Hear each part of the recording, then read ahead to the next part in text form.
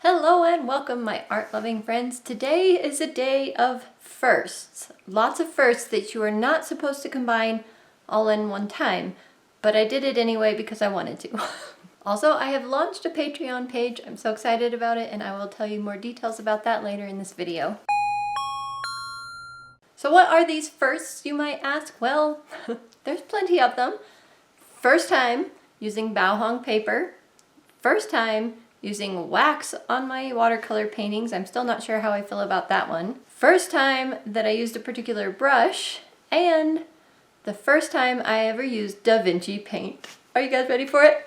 Let's get started. So I plan on getting a little bit more familiar with all of these paints before I actually do some kind of serious painting. So I have this grid penciled out, and I'm just going to do some doodle jars using each of these paints, and I did not spray them ahead of time or anything. So we'll see how that works so that I get a feel for it. So let's just do it. And just a little background for those of you that are new, I received this paint set from Kimberly Crick, and I will link those videos up in the corner in the iCard and in the description box below if you missed them. And Kimberly Crick is a really excellent resource for all of us watercolorists here on YouTube. She is the go-to for professional pigment information, light fastness information, just general good information on anything watercolor. So if you're serious about watercolor, you should head over to her channel, which I will also link in the description box below, and subscribe and support her. Anyway, we did this art supply swap where I had some things that she thought she could try, and she sent me some stuff to try, and this Da Vinci paint set was one of them, and I'm quite thrilled to have it. And I could tell by these swatches, I had no trouble re-wetting any of the paint or anything like that. I actually need to go back to these swatches. Now that I think about it, I was going to add some plants and shadows and more stuff in there. Oh well, it's something to do in my sketchbook in the future.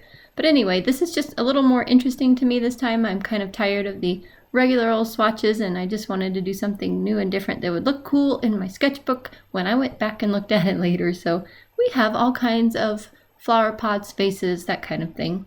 And there are a couple of mixes in here that Kimberly mixed herself and put into the slots together, and then there are a couple of paints in this set that are not Da Vinci paints, but they are clearly marked in the swatch sheet. See, I can't say that, I've tried this so many times. The swatch sheet she sent me. Guys, try saying that 3 times. Swatch sheet she.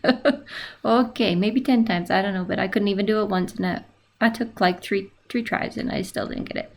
Anyway, this is a great intro, fun thing for me to do to get used to the paints, see how they worked, how I felt with them, and it was great because I'm trying it on paper I already know and love, so I got to experience not a first, unlike the rest of this video, but trying the paints out, not in a first time paper use, and I loved them. But then we get to move into the 4 firsts coming up here very, very soon. Oh boy. I've been really anxious to try out this paper, so I think even though you're probably not supposed to try new paint with new paper, I did do that exercise in my Etcher sketchbook, so I think we'll be okay. And I just can't wait any longer to try this out. So we're doing it. And doing it we are. We are starting with a mountain scene here, and down in the bottom, I am giving you a little real-time action here. I am putting in some sunflowers, or an indication of flowers that may read as sunflowers is my idea. And I'm using the warm yellow out of the lightest yellows in the set. I am also using the brush that was given to me by one of my lovely subscribers. This is the Escoda Versatile Travel Brush. I believe it's a round size 10, but most of the little writing on it has worn off, but I'm pretty sure it's a round size 10. And it requires more water than I'm used to. And here you can see I'm trying wax candle for the first time. I didn't have a crayon, at least if I did, I don't know where it is. And I've known about this method since before I even really started my watercolor career, I don't know, my watercolor passion, and I've always just shied away from it. But this particular painting had a lot of different layers of water shine on it, and I thought, you know what, I need to be adventurous, I need to try it and see what I think. So you saw me put wax down on the plain white paper, and then I'm putting a light coat of paint over the water area. I'm going to let that dry, and while I do that, I'm going to work on the clouds up there because it's a big separation from the water and I can get away with that. And often when I am doing big flowy sections like this, I will be brave if I'm using really good paper and put down the paint. You saw I put down that first cloud and moved into the mountain then after that. and I let it kind of sit there. And you can do that if you are using really good paper and go back and still soften it later and get away with it. And you'll see me pull the swatch sheet in several times and take a look at all the colors and choices I have. And it's always interesting because I often don't use that many colors in a painting, and this one is no exception. But you can see I finally realized I was mostly off screen, pulled the paper down, and I'm just adding more sky color, more cloud softening. And it's really fun now to get the darks in and just see what happens with it. And here I'm putting in some of those sunbeams because we have a very bright sky, very bright sun just behind the mountains, and some of the sunbeams are sticking out through the clouds, making this really pretty streak of light that is just oh so nice.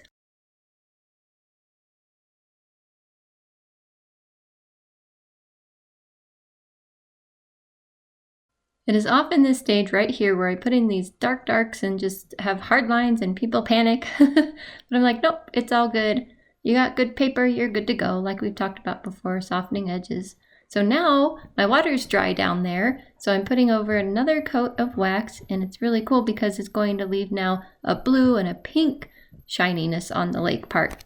One part about this though, it's almost impossible to see where you've put the wax and how much. You saw maybe a little bit in the video here that I'm putting my head down, kind of looking off to the side, trying to see the shine, and it was still really hard. So I ended up missing one big section, but it works out in the end because, you know, we make our paintings work and we just don't tell anyone, right? And then they'll never know. And now I'm putting in even darker darks because this whole scene is actually very muted. Most of it's in the shade, believe it or not. There is just the sun peeking out of the clouds and the sunflowers lit up by the sun. And the rest of this painting is just going to be a nice, muted, beautiful, calm, serene picture. Putting in some of the bright yellow reflections in the water, and I'm adding a little bit of orange in there actually and kind of spreading it around, and it's the spreading it around that actually makes it look like it's in the water, so I think that's pretty cool. The total painting time on this one was 2 hours and about 9 minutes, so a lot of this does have to still be sped up in this video because I don't want you guys to sit here forever. But if you would like a real-time tutorial of this, this is one I'm thinking about offering over on my Patreon site, and it could be kind of fun. I will not make it last 2 hours. I'll cut out any unnecessary dallying around, if that's even a term, but I know what I'm talking about. You can see here we've gone back to real time. I'm just putting water over the whole mountain because I want to put some blue in it. And I have a blue over on my palette mixed up for the sky that I'm pretty excited about. And I figured that that blue would be great for putting basically the shadow cast in these mountains. So I'm just going to make it all even, being real careful along the edges, and then I'll cover the whole thing with this light blue. You'll see that here in a moment. While I'm doing this, I'm not sure the blue that I'm putting in is going to be quite dark enough, but I'm playing it safe and going lighter rather than darker in this case. So at the end, I do end up putting another coat of blue over it that's a little bit darker, mostly in shadow areas. And here is that same blue in the sky. So you can see for the mountains, I watered it down a lot. And yeah, it's a very bright blue, and I really, really love it. And you're seeing me just lay down a bunch of color here and then softening it off. And that is basically the name of the game with watercolor and these kind of things.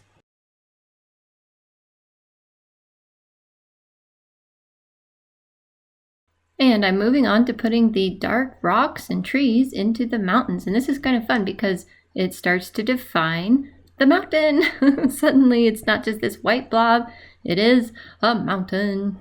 And granted, this takes a lot of time if you get too intricate with it. And I was feeling like I wasn't getting too intricate with it, but I did still get a little bit intricate with it. And yeah, this one took a very long time. So I am not going to put you through that. I will speed this part up for you, and we'll talk to you again in a moment.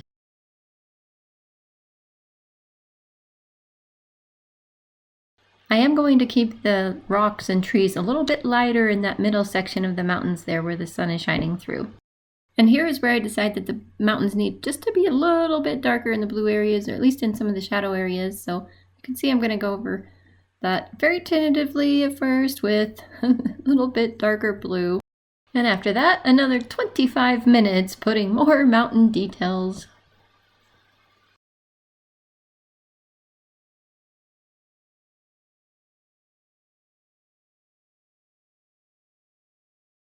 And finally finished with that for now, I get to put in the green trees in the background. Well, kind of middle ground, I suppose you would call it. And these trees are going to be really dark. There's hardly any light on them, but I still vary the color in them quite a bit. I go from dark green to a little bit more brown in the green mixture, and then I add some orange on top of them here and there.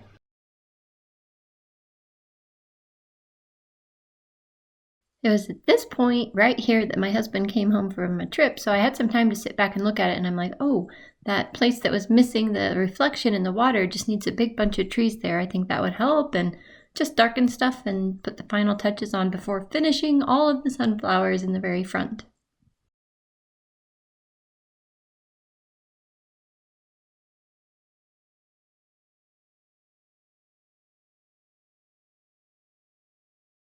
It is so satisfying at this point to do these small things that are the finishing touches, making the whole painting come together and be complete. And the whales in this palette were very deep and awkward, and even Kimberly mentioned that to me when she first told me about it and that she was sending it my way, is that she poured a bunch of paint in, it's an awkward palette, and now she just doesn't use it because of that. So I was the lucky recipient, and oh, do I feel lucky. This paint, I know I've already told you guys, it was really fun to use, super easy. I didn't use very many colors, so keeping a color palette cohesive seemed very easy. I'm saying easy a lot. It was just really enjoyable experience. I enjoyed the painting. I was glad that I tried something a little bit more in-depth. And at the very end here, I had let it sit overnight, and there were a couple things bugging me. I wanted to mute down that left side of the sky a little bit and darken the greenery down in the sunflowers, and once I did that, I was a happy camper. Okay, I'm going to try and be quick and not talk your ear off about my conclusions about some of this. The Da Vinci paint, it is amazing. It re-wets really easily. Ironically, the mixtures that I use the most are Kimberly's DIY mixtures. And if you don't know what I'm talking about, I got this set from Kimberly. I think I said that in the beginning of the video. So these two colors in particular I use the most. I use the vermilion hue anytime I needed a bit of an orange tint anywhere in here. That's what's on here as well. I wanted this yellow instead of this one because this one is slightly warmer, and that's what the sunflowers and the sky is all about. Purple was her DIY mix, which is Quin Violet and Ultramarine. I used that one almost exclusively for any purple you see in this painting. For the mountain color, I used the Indian Throne Blue mixed with her DIY mix. So yes, these are very useful. All the greens are this and this mixed together, or this by itself. So anywhere you see greens is that. And the sky and some of the water reflections are these two blues mixed together, which is Cobalt Turquoise and Phthalo Blue. That is pretty much the only colors I used in here. So I have a lot more colors to try, but every time I touch this palette, by the way, some of the plastic breaks off. Oh, see, I barely even touched it and it just breaks off. I don't really know if there's any way to transfer this paint. I don't think so. So I think I'll just use it until it breaks all the way apart and then figure out what the heck I'm going to do. Have this amazing paint. This was so nice to use. I cannot wait to use it again. I just have a big list of things that I would like to get to first because they're all new and you guys and me have not been able to play with them yet. So this will be in the running again in the future eventually. Lots of other fun stuff coming up first. So make sure you're subscribed. Hit the like button down below if you had fun in this video. I had a blast. I am pretty darn happy with the way this turned out, considering I did 4 firsts all at one time. You're never supposed to do that. I'm still not convinced about the wax. I still don't think I like it. I like the effect I was able to get with it, but I don't like having wax on my watercolor paper. You can see it shine and I don't know. I'm thinking I should iron it off.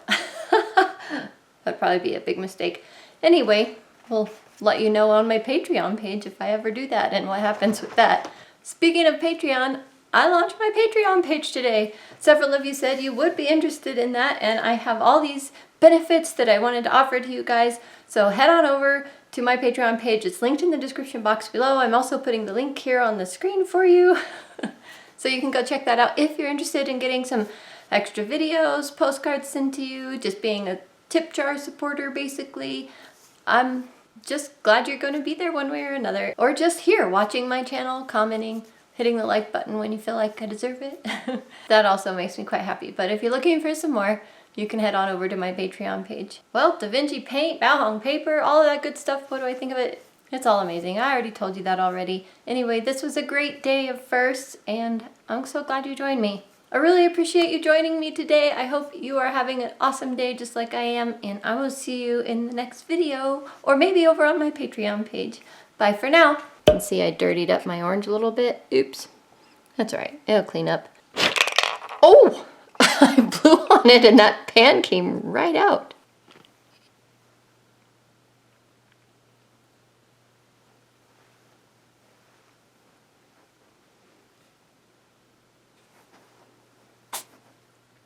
Hi, cuties. Hi, cuties. You were all curled up till I got the camera out. Do you know what a video camera is? Duffy, do you know what a video camera is? Do ya? Cutie pie. Alright, fine. Ignore me.